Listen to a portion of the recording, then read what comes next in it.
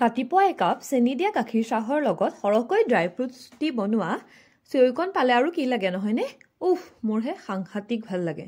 বলক আজি চেৱৈ বনাওঁ। তাৰ বাবে প্ৰয়োজন হোৱা বস্তুকেইটা মই এয়া গোটাই লৈছোঁ। আগতীয়াকৈ তিয়াই থোৱা ড্ৰাই ফ্ৰুটছকেইটা মই সৰু সৰুকৈ কাটি লৈছোঁ।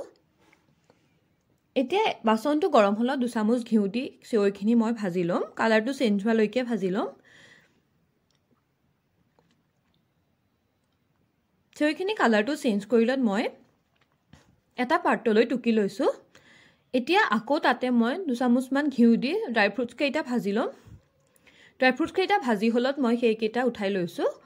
এতিয়া গাখীৰখিনি যে তলত যাতে লাগি নধৰে তাৰ বাবে মই অকণমান বাচনটোত অলপমান পানী দি ল'ম যাতে গাখীৰখিনি লাগি নধৰে। এই পানী অলপ দিয়াৰ পিছত মই তাত গাখীৰখিনি ঢালি দিম। নিজৰ প্ৰয়োজন অনুসৰি আপোনালোকে গাখীৰ ল'ব। মই মানে অলপ ডাঠকৈ বনালে বেছি ভাল পাওঁ, সেইবাবে মই নিজৰ প্ৰয়োজন অনুসৰি গাখীৰ লৈ লৈছোঁ।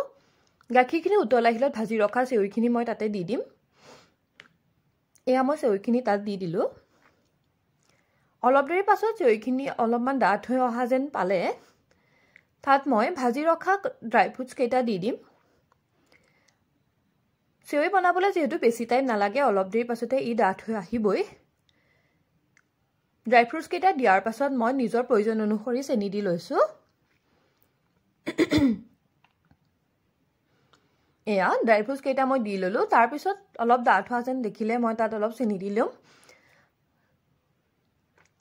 হৈ যোৱাৰ পাছত আকৌ 2 চামুচমান ঘিউ দি পেলাই 5 মিনিটমান ঢাকি পেলাই থৈ দিম। ঘিউ দি যদি 5 মিনিটমান ঢাকি থৈ দিয়া হয় তাৰ পৰা এটা ধুনীয়া স্মেল আহে। এয়া মোৰ চেৱৈ ৰেডি হৈ গ'ল। তাত 2টামান চেৰি সৰু সৰুকৈ কাটি মই গাৰ্নিচিঙৰ কাৰণে লৈ লৈছোঁ। দেখিবলৈ তেতিয়া ভাল লাগে নহয় জানো? কিবা এটা বস্তু আচলতে দেখিবলৈ ভাল লাগিলে বস্তুটো খায়ো কিবা এটা বেলেগ ধৰণৰ সোৱাদ পোৱা যায়। এয়া মোৰ চেৱৈ ৰেডি হৈ গ'ল।